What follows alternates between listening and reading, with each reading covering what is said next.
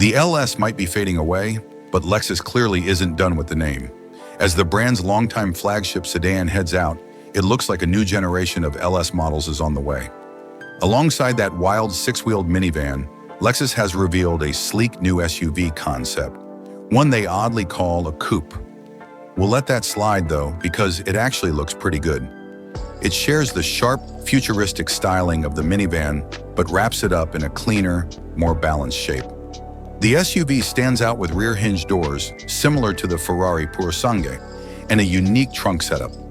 Instead of a regular tailgate, there's a rear panel that slides down to reveal an extending cargo floor.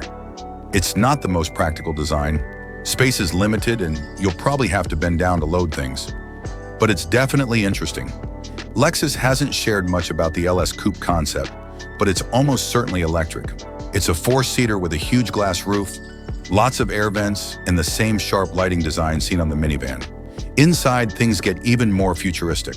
Big layered screens up front, massive touch screens for rear passengers, and a completely flat floor.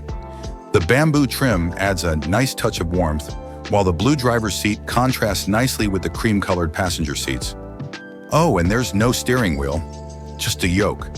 Buttons are nearly gone, though oddly the window controls sit on the front passenger seat's corner. Lexus describes the concept as a car that offers the best of everything, balancing comfort and excitement, driver and passenger, technology and luxury. Whether this turns into a real production car is still unclear, but one thing's obvious: the LS name is evolving. Between this SUV and the new minivan, Lexus seems to be building an entire LS lineup.